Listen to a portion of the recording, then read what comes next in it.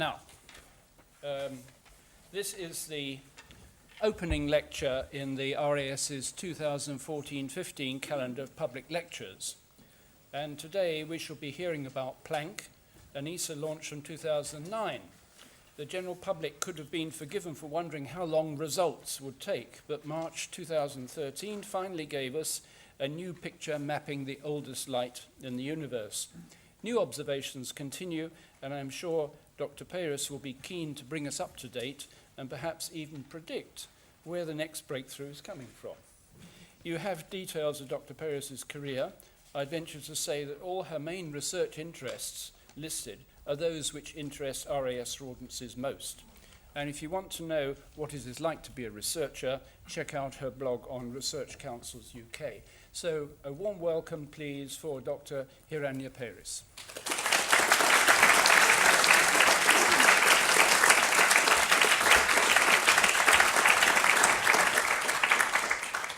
Thank you very much. It's a great pleasure to be here giving this talk.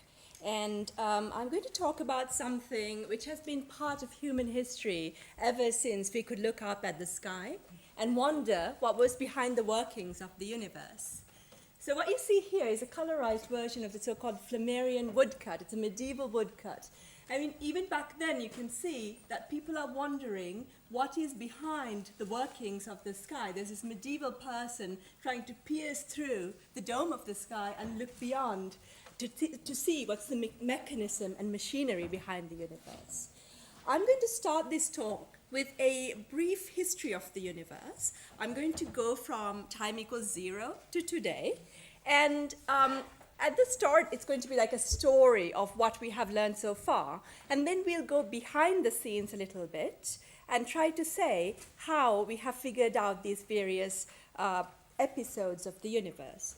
So we can start with a brief history of the universe from t equals 0 to t equals 13.8 billion years. So, at the initial time, something happened which we call the Big Bang, but that's just a word, it's not an explanation. At that time, the universe started expanding, and the expansion didn't come from a point, it started everywhere. And the details of what happened at that time are not very well known, and we currently don't have an experimental way to probe what happened back then.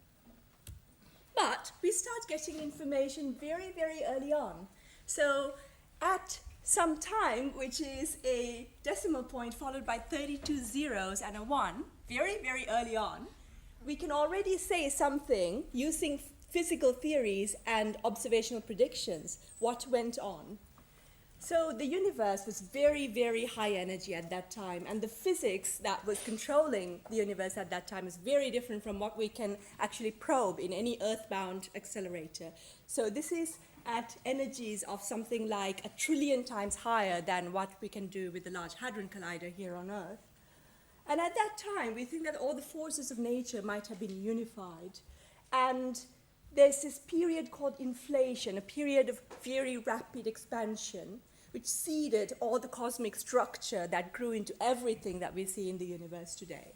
And at that time, tiny little quantum ripples in space were laid out, which would then later grow into everything we can see today.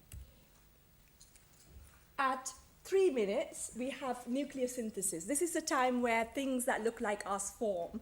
So atomic nuclei came from that time, and they were formed out of neutrons, protons, and electrons.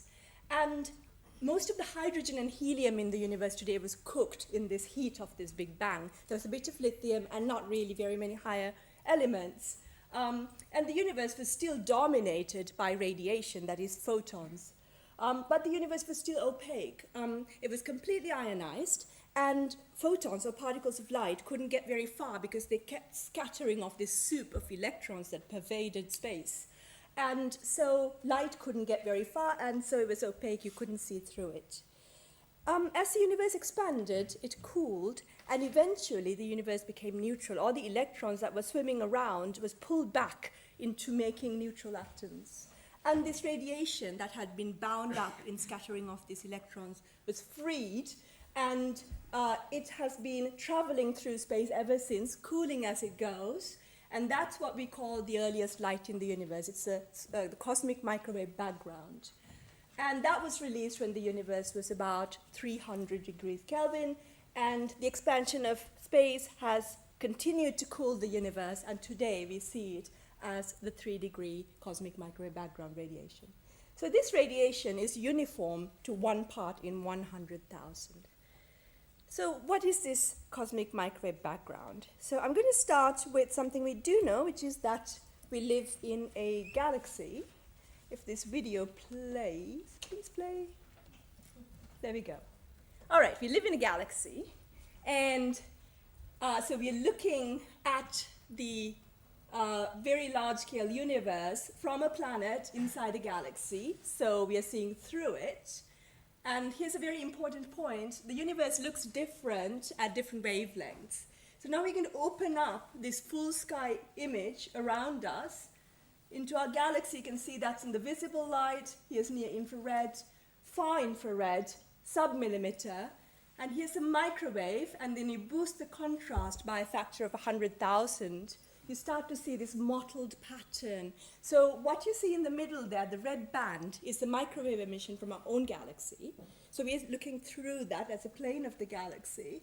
But what we're seeing above that are the primordial fluctuations, hot and cold spots in the average temperature of the universe that map on to all the density fluctuations that were initially laid out by the so-called process of inflation. So the CMB was discovered very early on in 1964. It was discovered in accident by Penzias and Wilson. So they had this experimental telescope at Bell Labs, and they were using it to try to map the radiation from the gas between stars, interstellar radiation. And instead, they heard this hiss, which was coming from all over the sky. They at first thought that there was some fault with their telescope. They couldn't find any. They thought that pigeon droppings inside their telescope was affecting their instrument. I recently very sadly found out that eventually the pigeons, they kept taking them away. They came back home and they were shot. And the hiss continued. And so what they discovered then was that their colleagues down at Princeton University, which is very close, had been looking for the leftover heat of the Big Bang, which is the cosmic microwave background, and they had stumbled upon it. So they won the Nobel Prize for their troubles, scooping pigeon droppings. And so then the story picks up after many, many other ground-based experiments with the first satellite experiment. This is the COBE satellite in 1992, which first measured the temperature of the cosmic microwave background. And it found that it was very, very close to being a black body. It's the most perfect black body curve that we can measure in nature or even make in the lab. And it didn't do just that. It found something even more fundamental. It found that even though there was this very perfect temperature all over the universe, it had tiny little ripples in it at 1 part in 100,000. And that's the origin of everything that we see, except for this red band, of course, which is still the galaxy. And then later, 10 years later, we had the WMAP satellite, which essentially did what COBE did, but at much higher resolution, so you could see finer features, and also much higher sensitivity, so you can see fainter features. And the universe came into sharp focus, as seen here, and that brings us to Planck. So Planck is a third-generation CMB satellite. You can see a picture of it here. It is at the second Lagrange point, which is well beyond the orbit of the moon. So it's in deep space, but it's not quite cold enough to make detections of variations in temperature across the sky of 1 part in a million, which is what it needs to do in order to do better than WMAP. So it's actually cooled so that the detectors don't get swamped by their own radiation, and the detectors are cooled to 0.1 degrees above absolute zero. So when it was operating, it was the coldest place known in nature. So it looks at different places in the sky, and it keeps scanning so that it doesn't actually shoot out a beam of light like that, sadly. But anyway, it takes all the radiation as a function of where it's scanning, and you can put that onto a map like this. And so this map is also a function of wavelength, like I showed you earlier. So the universe looks different at different wavelengths. And you can use that frequency dependence, that wavelength dependence, to separate out the black body radiation of the cosmic microwave background from the foreground emission of our own galaxy. So this is what Planck has done. So it has brought this baby universe into focus. So this is like a baby picture of the universe, just 380,000 years after the Big Bang. And I'm going to show you now a little animation showing the progress from COBE to WMAP to Planck. So this is the best picture that we can make of this initial time.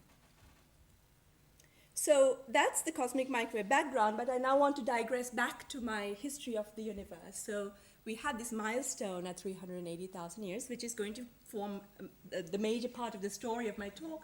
But after that, the universe was kind of a boring place for a while. It was very dark. There wasn't very much happening, except that it was slowly becoming, the structure was starting to form, and eventually the first stars lit up.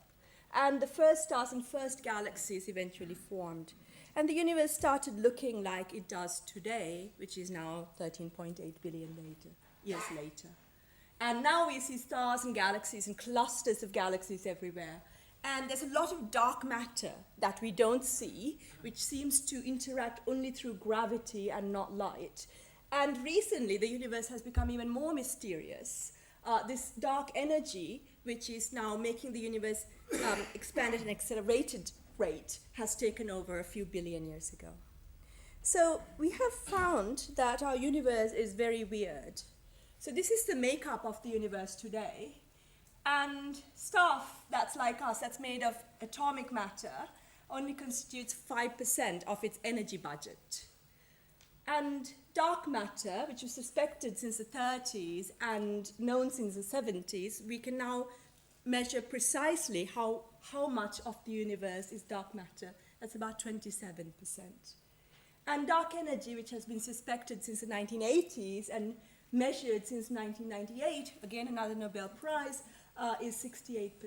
And there's a little bit of radiation around, and that's the cosmic microwave background mostly. That's what we use to probe what happened when the universe was younger and simpler. So let's put this story together into a movie. If you work with NASA, you get cool movies. Here's another one. So we're going to zoom into a cold spot. Cold spots are overdensities in the early universe. So we will start to see structure form in this overdensity. So it's going to, at the start, look a little bit boring as structures attract through gravity. And eventually we will see the first stars go off. There we go. And structure continues to form into long filaments that is underpinned by the scaffolding of dark matter. And galaxies trace that structure, and there's gas between the galaxies, which get pulled into the galaxy to make stars. And we are looking through all of this stuff at the very earliest light that we can see in the universe. So that's the story that we have figured out in the last 20 years or so. And now I want to tell you a little bit about the understanding that we have got for where that story comes from and what we don't still know. And to do that, I want to show you one technical thing. Actually, sorry, there are two technical things in my talk, but the first one is this one, and hopefully I can explain it so that it doesn't seem technical. So in this picture, it's a space-time diagram. Along this axis, we have space. Along that axis, we have time. This is our past light cone. That means light from this surface can get to us within this time. And if it's outside this cone, you cannot see what's outside there, okay? Because it's not able to communicate with us through exchange of light. And the universe was opaque for its first, I don't know why this doesn't work, sorry. Oh, there we go. The first 380,000 years, the universe was opaque. And this is the so-called surface of last scattering, where the universe became transparent. And so we can see that surface, but we can't really see past it because the universe is opaque. So when it was in that state, it was completely ionized, like I said. So all the electrons was dissociated from the atomic nuclei, and there was a sea of electrons, and the particles of light, or photons, were scattering of those electrons. And eventually, in the movie, you will see the universe cool as it expands, and neutral atoms form. And so the light is then released to travel to us. And it has been doing so for the best part of 13 billion years. And for about most of this light, only about 15% of those particles of light have encountered anything else between the last scattering surface and us. So in other words, since that radiation was freed up to travel to us, most of it has not encountered anything till it actually was captured by our detectors. And so these carry almost pristine pictures and messages from the very early universe, which is a really amazing thing if you think about it. And why can't we see past it? It's a little bit like looking at the surface of clouds on a sunny day. So we know that there's the sun behind the clouds, and we are getting light from it, and that's why there is a light on a sunny day. But we can't see past the clouds because that light is scattering off the particles in the clouds. So we can see the surface of the clouds, but we can't see past it. And that's the same as why we can't see past the cosmic microwave background using light. So this is the second technical thing I'm going to show you. So we make maps out of the cosmic microwave background radiation observations. But we then compress that map into something called an angular power spectrum. And you don't really need to know exactly what it is mathematically, but just to explain, it's basically multiplying the temperature over there with the temperature over there at a given angle, and then doing that all over the sky at that same angle and taking the average, and then moving on to a different angle, and so on. So what we're seeing here in this curve that you see is as a function of angle. Okay, so these are very large scales. These are small scales, right? So these are separations which are 90 degrees apart. And by here, this is smaller than an arc minute. Okay? So what we're seeing here is the amount of fluctuations that's there in the sky as a function of that angle, essentially. And you will see here that there isn't the same amount of power at every angular separation in the sky in these fluctuations. If you look at very large scales, it's pretty much the same as having the same amount of power. But when we go to smaller scales, there's a difference between having the same amount of power and what we actually see. So the sky looks different than having constant power across here. And this waveform that you can see here is essentially a sound wave that's imprinted on our sky. And this big peak you can see is at about a degree scale. Do you know how big that is? So does anyone know what is the size of the full moon on the sky? It's a half a degree. So yeah, it's a quite large scale here, and most of the power in the cosmic microwave background is at about the degree scale. So what is this sound wave? What we're witnessing here is a cosmic tug of war. So if you look at this movie, there are fluctuations on all scales, right? So this is a battle between gravity causing stuff to compress and the pressure of the radiation, which is coupled to the electrons, which is pushing things out. So it sets out a sound wave in the stuff in the universe, in the plasma in the universe at that time. And as the universe ages, it kind of blurs out, and at the end, when the universe becomes transparent, you still see that there are fluctuations on larger scales, whereas in the smaller scales, they're kind of smoothed out. So you can see that here, right? So there are fluctuations on very large scales, but the small scale fluctuations have been smoothed out. So there were some people that took these maps of the cosmic microwave background, and because it is a sound wave, it's nice to hear it as a sound wave and hear the structure that's in it. So they have digitized it and made it into a sound file, which hopefully we'll now play. You can hear structure in it, right? So you're hearing the cosmic microwave background there.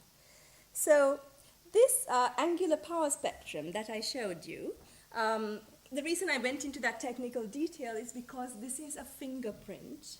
And it's a fingerprint for universes and the different ways in which they can behave.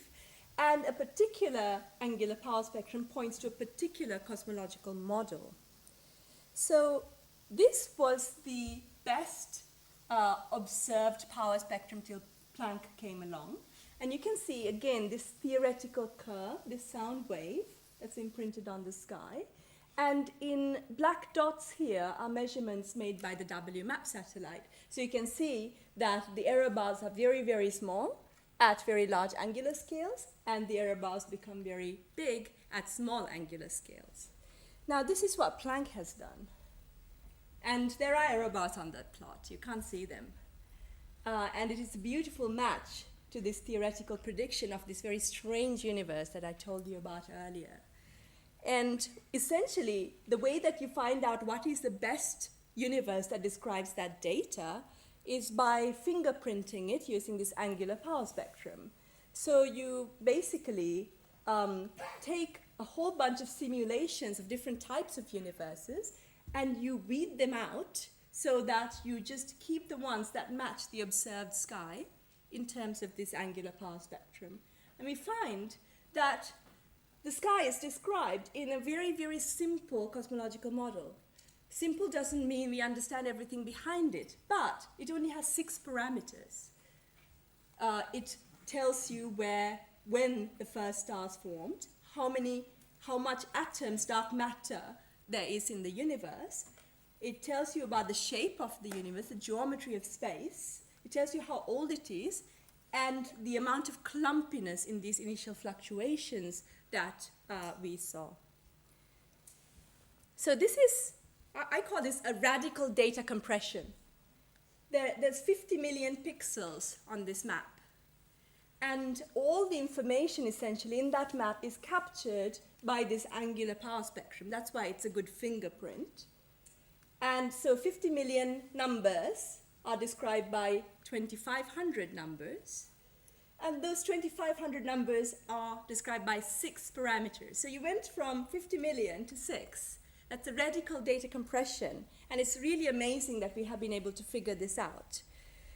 The reason that we have been able to figure it out is that the cosmic microwave background is a cosmic Rosetta Stone. The physics of the cosmic microwave background actually is very simple and is very, very well understood. So that makes it an ideal probe for the properties of the universe. I'll give you one example about this. The cosmic microwave background is a so-called standard ruler. So what's a standard ruler? It's an object that you know the size of, okay? Let's take the headlights of a car. So we all have an intuitive sense for how far apart are the headlights of a car. So if you see on some night that you're wanting to cross the road and you see a car coming, you can judge how far away it is by judging how far apart you see the headlights versus how much you know they're far apart. Okay? So this is a similar idea to using a cosmic microwave background as a standard ruler. So the typical spot size I showed you, that was about 1 degree on the sky. That's the first peak position in the spectrum. That is a standard ruler. Given a cosmological model, we know how big that thing was in the early universe. We see that it's projected to 1 degree on the sky, and so we can tell how far light has traveled from that initial time to us. And so that's what allows us to actually figure out quite a few things about the universe, such as its age. Another thing it allows you to figure out is the geometry of the universe. So this simulation shows you what the universe would look like if space was flat or Euclidean, or whether it was curved positively or curved negatively. So you can see that the same standard ruler projects to different looking spots on the sky based on the geometry of the universe. And that's the one that has been picked out by the data. Space is Euclidean. It's very simple. And so these kinds of calculations were used to determine that the universe is 13.82 plus or minus 0.05 billion years old. That's the most accurate age of the universe according to the Guinness Book of World Records. So we've gone within about 20 years from not knowing the age of the universe roughly to a factor of 2 to getting that level of precision from it. And that's been enabled by these very, very precise measurements of the cosmic microwave background, especially by Planck. So another thing Planck has done is to open up a completely new way of mapping the universe using the same data. And that happens because photons of light, while they're traveling through the universe, encounter very, very large structures like clusters of galaxies, which are mostly made of dark matter. And as they pass by these clusters, these photons are slightly deflected. And this is called gravitational lensing of the cosmic microwave background. And you can use this effect to map out where all the matter is in the universe. This requires really, really good observations, very high resolution, high sensitivity observations, because you can see here, that's unlensed, that's lensed. Hopefully you can see that there's a difference between these two pictures, but it's a very subtle one. These deflections are of the order of 2 arc minutes. That's compared to the typical spot size of a degree. By using this effect, you can reconstruct where all the stuff is in the universe, where is the integrated amount of mass along each line of sight on this map. And so this is the first such map that was made of the cosmic microwave background and where all the matter is in the universe. So that is the late time universe, and now I want to show you stuff that we haven't really figured out.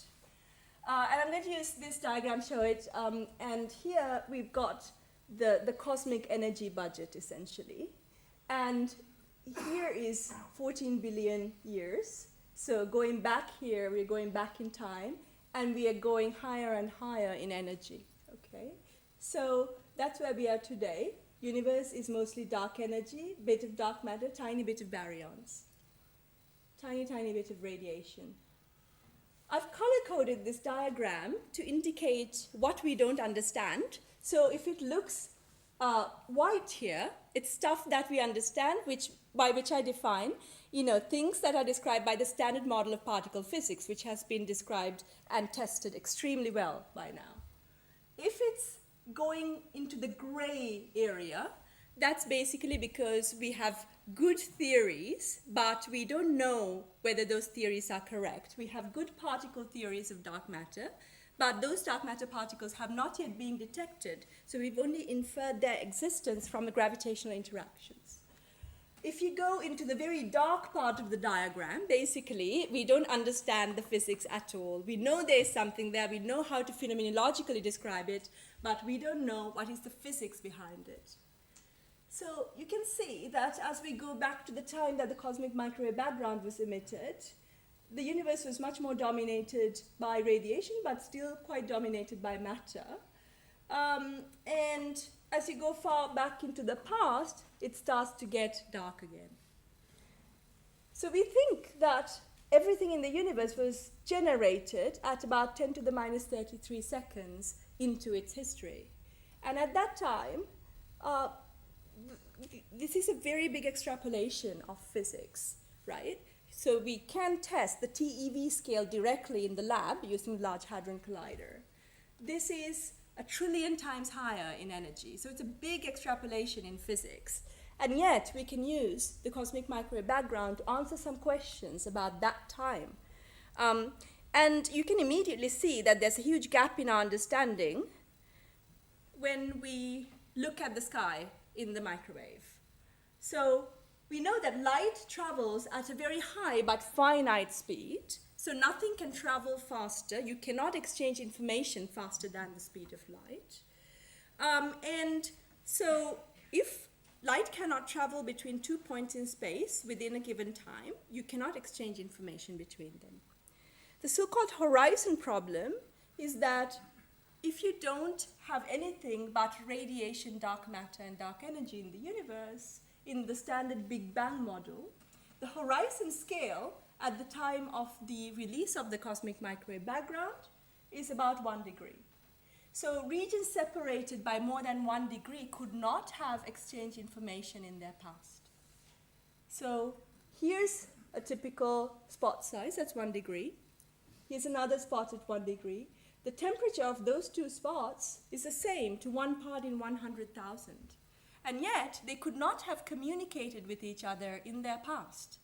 So how did they arrange for their temperature to be so close together?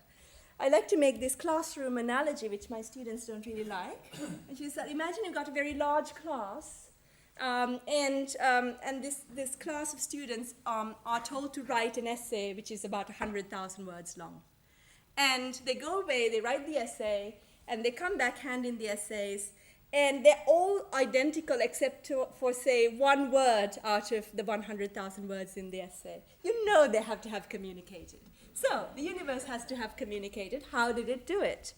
You can show it with this diagram. So this is, again, a space-time diagram like the one I showed you earlier.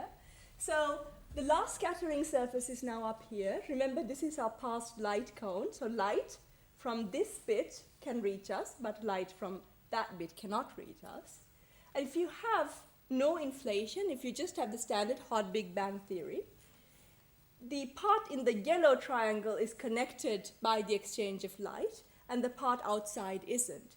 So what I'm saying is that within this past light cone, there are bits that could not have communicated in our past. So inflation was a theory that was, in part, created to solve this conundrum.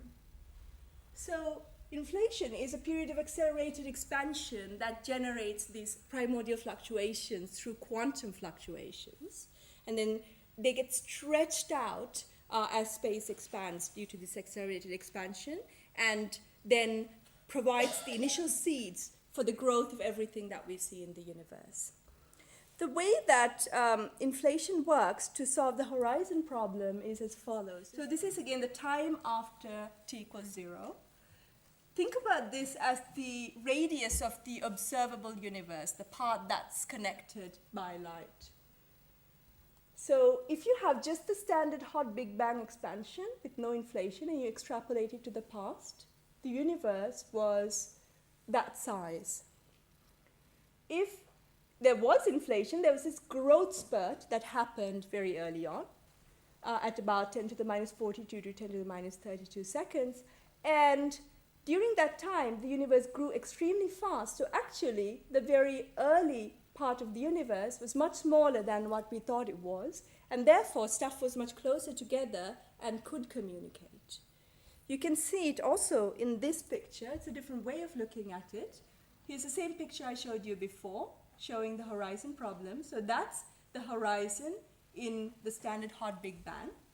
But inflation makes the horizon much bigger, so this much bigger area is connected by the exchange of light. And therefore, there is no horizon problem in that scenario. So inflation was modeled as a so-called scalar field, or inflaton, that's evolving in a potential. So if I was giving this talk a few years ago, I would have said there is no known fundamental scalar field in nature. Now we know of one, the Higgs field, okay? We think this is not the Higgs field, but it is a scalar field at very early times. And even though this sounds like a complicated bunch of words, the motion of the inflaton in this potential is analogous to a ball rolling down a hill. And you can see it in this very cool video clip that I found. So the ball is not rolling down the hill in a very smooth way. It's actually fluctuating and jumping up and down as it does so. And I found this clip of Sony Bravia. I just bought a TV for the first time ever, and it was a Sony Bravia, so I found this thing. And so they released this very large number of bouncy balls down the hills of Berkeley and filmed them. And you can see that the balls are not uniformly rolling down the hills. They're fluctuating up and down. There are fluctuations at all scales. And just like this, the inflaton, as it rolls down its potential, is fluctuating through quantum mechanical processes.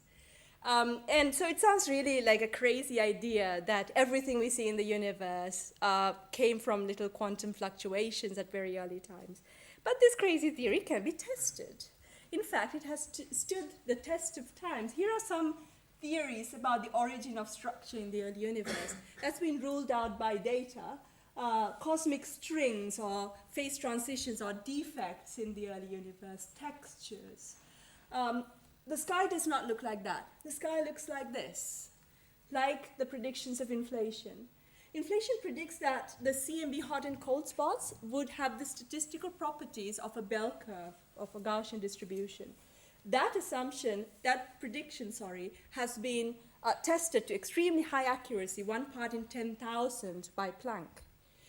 That's quite an amazing achievement. In fact, that measurement, you probably don't really hear about it because it doesn't sound as sexy as, say, dark matter or dark energy, but that's the most accurately measured cosmological parameter there is. How Gaussian is the early universe? And that is a strong prediction of inflation. Inflation also predicts not just that it's Gaussian, but where the power is distributed. Is it at large scales? Is it at small scales?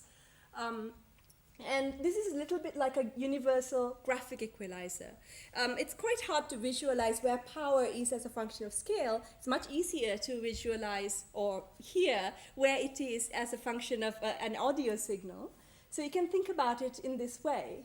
So if there is more power on small scales compared to large scales, that's like saying there's more treble than bass.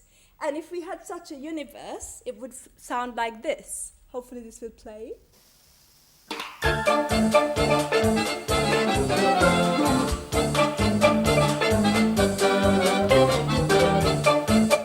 Okay. If there was more power on large scales compared to small scales, the universe would sound like this.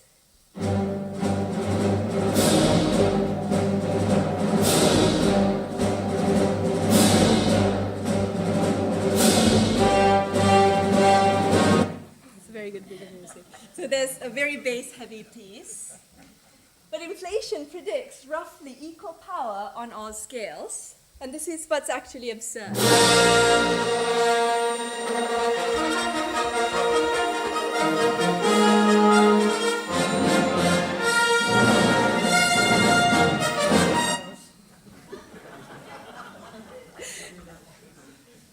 So inflation also makes another prediction, which is that the structure of space should be ringing like a bell from gravitational waves that were generated during this process of inflation.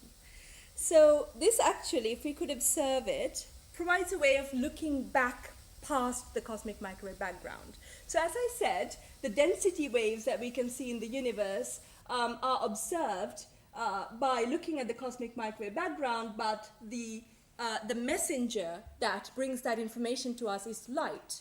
And before the cosmic microwave background was released, the universe was opaque, so you can't see past it with light. You can see past it with gravitational waves. There is nothing to make the universe opaque to gravitational waves, so if they were created during inflation, they would be propagating forevermore after that, and we just have to build very, very sensitive detectors to measure them. So recently, in March this year, there was a claim that this had been detected. This claim was made by the BICEP experiment. So it's at the South Pole. This is a very cool picture that shows you a couple of extremely amazing cosmic microwave background observatories. The one here is called BICEP. The one here is called the South Pole Telescope. So there's this amazing research being done at the South Pole and elsewhere, trying to map the cosmic microwave background from the ground. So I told you that these space missions come along every 10 years or so. It's probably going to be more than 10 years for the next one. That's because to improve technology to the level that you can make a significant leap forward in terms of sensitivity, but still have it space-worthy. It takes a very long time to do that. Whereas when you improve technology, you can immediately deploy it on the ground. So experiments like this are the next generation of the cosmic microwave background because they're mapping the sky at even finer resolution than Planck and even higher sensitivity. So Planck has pretty old detectors that were designed, say, in the 90s. BICEP has the most advanced detectors for looking at the polarization or handedness of the cosmic microwave background. And it made a dramatic breakthrough in sensitivity. It improved over other experiments by an order of magnitude.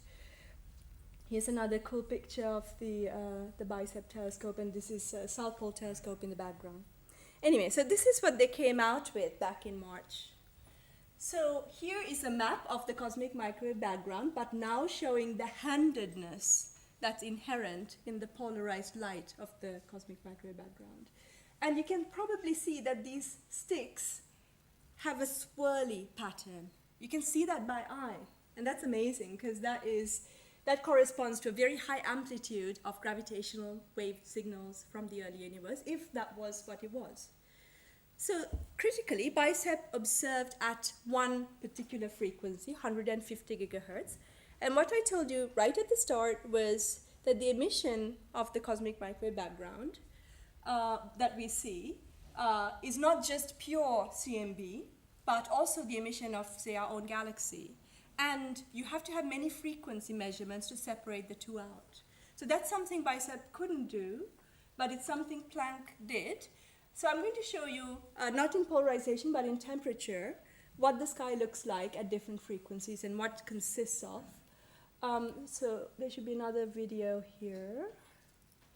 Yes. So there are individual sources in the sky emitting in the microwave, and that's galaxies, radio galaxies far out in the universe. There's radio emission from the Milky Way, tracing the magnetic field of our own galaxy. And here is the potential problem. This is dust in our own galaxy. You know, something as mundane as dust emits in the microwave. And you have to separate out the frequency dependence of those signals before getting this clean cosmic microwave background map. And to do that, you need to have many frequencies.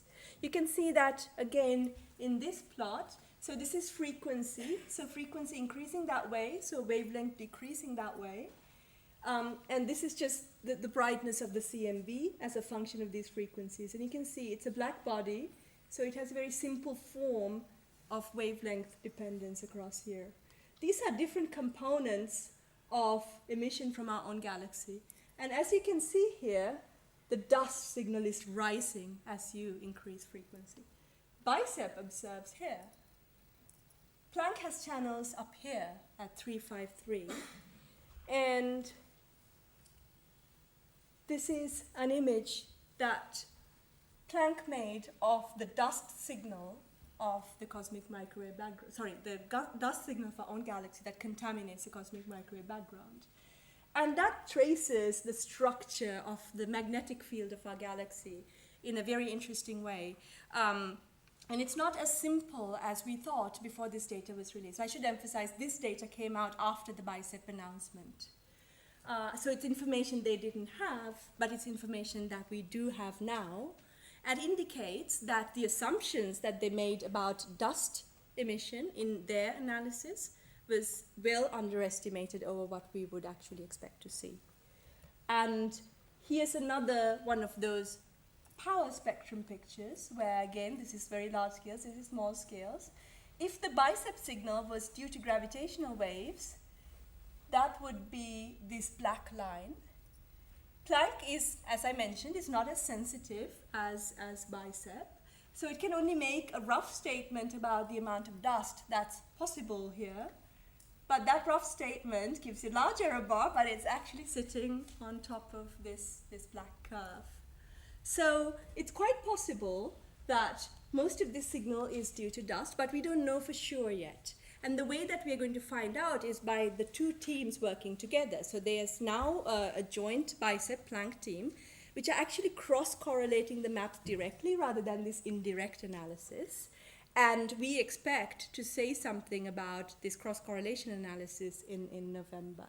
So this is something to watch this space. So this is, again, if this was true, that these gravitational waves were detected, would be a dramatic leap in our understanding of the universe. It will allow us to see all the way back to the beginning, to 10 to the minus 42 seconds. But it has to be confirmed, and it could be confounded by as something as mundane as dust in the galaxy. So on that note, I will say watch this space, and I'll end the talk there. Thanks very much.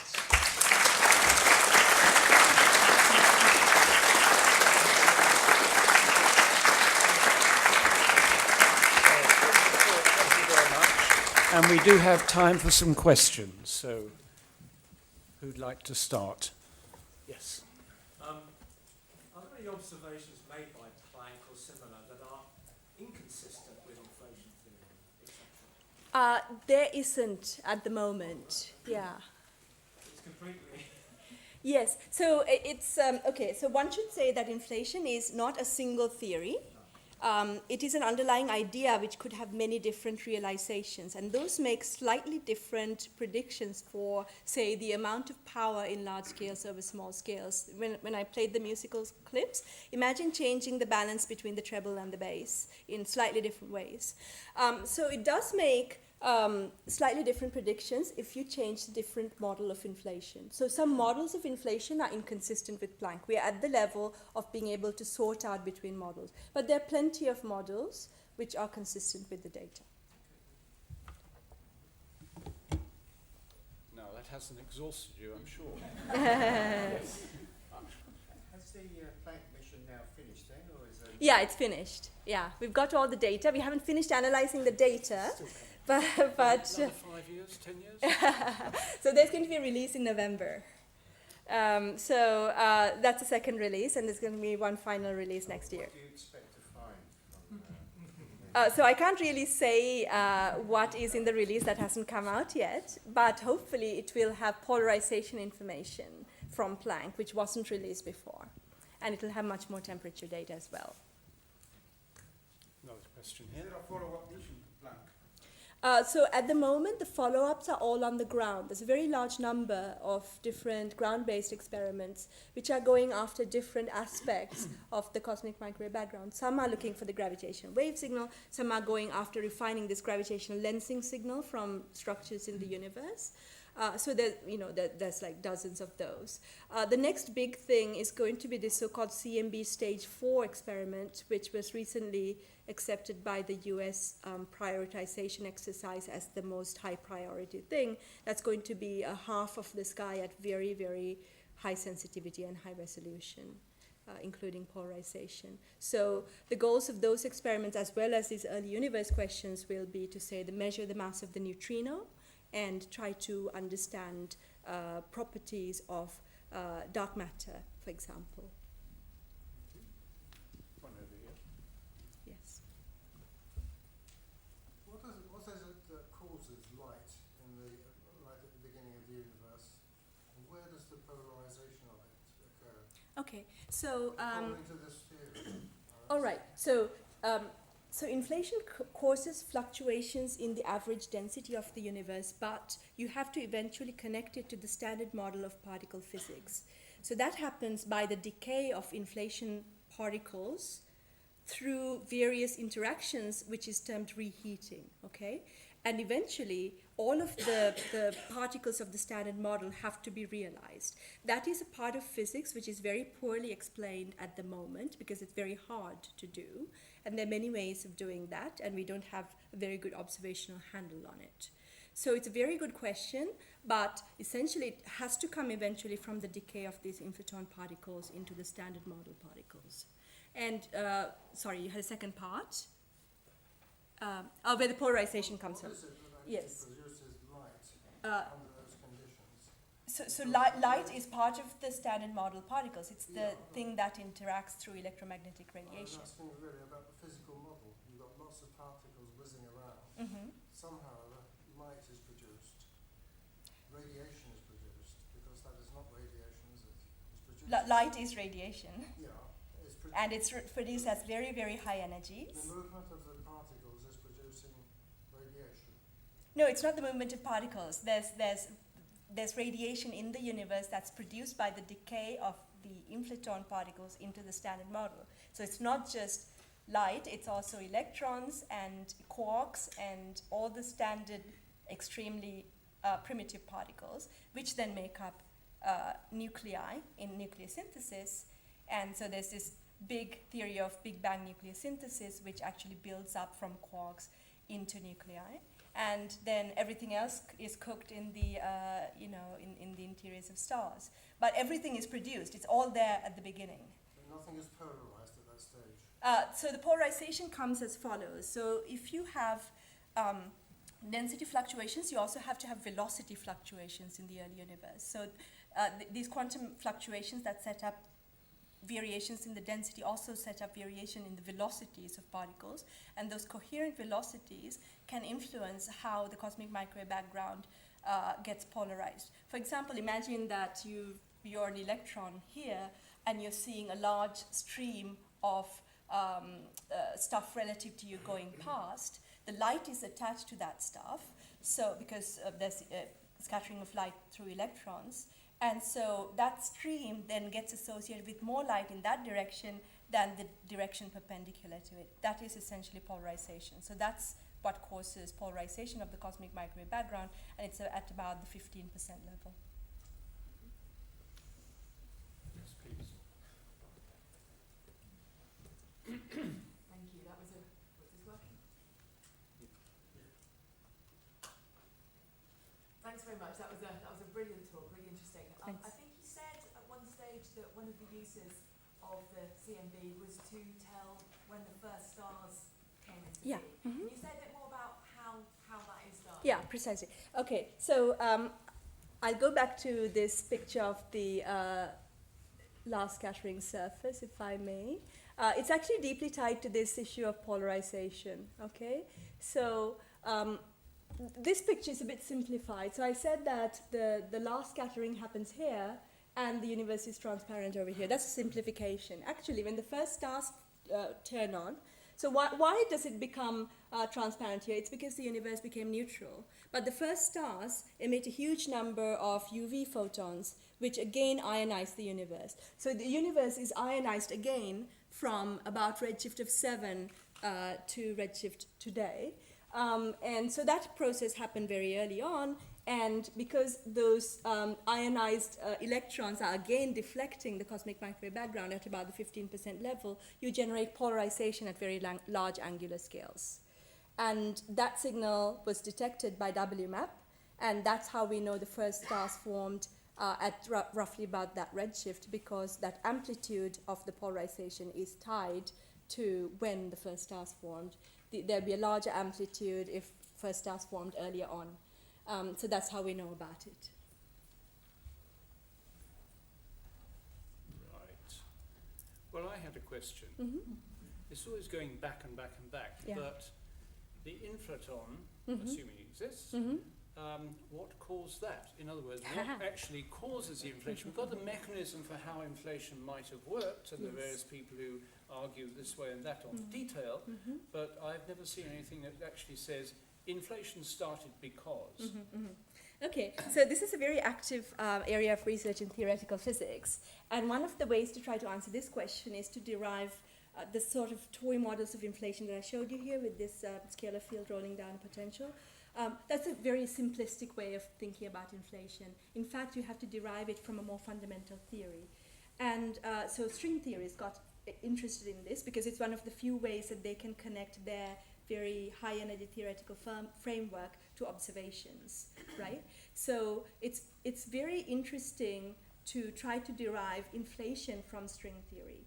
And it has given already some very, insights that were unexpected. For example, this idea that there's only one scalar field seems to be very hard to get out of string theory. Instead, you get hundreds or even thousands of them. And what seems to happen there is that the potentials are also not very simple, but are very complicated. It's like all these hundreds of thousands of scalar fields rolling around in a very complicated landscape.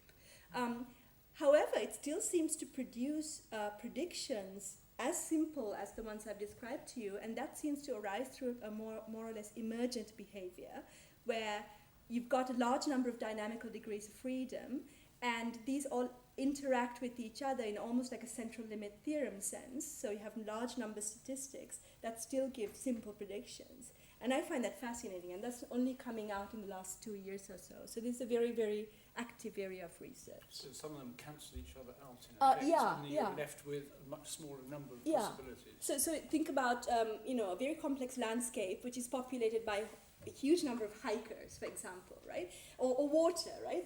The water finds the path of the minimum potential and the easiest way to get to the sea. It's something like that. It finds the right trajectory through this complicated landscape. So that seems to be the picture that's emerging, which is very interesting. I need one last question. Yes, at the back. Sorry, here. Because Yeah. Would you go first? Yeah. Please. Is the actual amount of, if you like, matter, energy, etc., known to be a certain amount? Mm-hmm. Or is it a case that inflation's caused not so much the fact that something happened, Mm-hmm. as that it's like water that's being forced out of a hose pipe, and so there's more and more coming out? That's an interesting question. I tried to answer the first part. I didn't quite understand the last bit. But there's no theory that tells us why there has to be, at this time, the particular fractions of radiation and atomic matter and dark energy. That's a puzzle. It could be a coincidence. If there was a very large amount of dark energy in the universe, much more than what we see today, structure would never have formed, because there wouldn't have been time for gravitational interactions to cause brown structures. So we have to have some dark matter of some amount. But other than that, that's just kind of like an anthropic argument, if you like. There's nothing that predicts those particular fractions today. Those fractions are, of course, if I wait another billion years, will change completely. The universe will continue to become dark energy dominated. About the hose pipe, I didn't quite understand that, sorry. That rather than everything coming from whatever at one instant, is it something that's constantly coming at you? Okay. This is related to this idea of eternal inflation. So many theorists believe that even though inflation has stopped within our observable universe, that it's still going on in parts where light cannot reach us, well outside. So it is still going on somewhere. It hasn't stopped somewhere else, but it's only stopped locally. It's very hard to test this idea, but that seems to be pointed at by basically, all the models of inflation. Yeah. Yes, I think you Related will ask. to that, is there any link between inflation and dark energy? Not so far as I know. So people have tried to construct models that do, both with one go, right?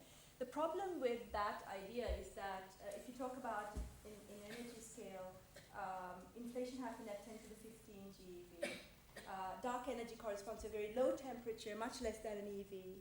So it's very hard to think about one piece of physics that gives both at such huge energy separations. So it's unlikely that they're connected in my view, yeah. Well, thank you very much. This is a splendid lecture, and thank you for answering all the difficult questions in such a clear way. Thank you very much.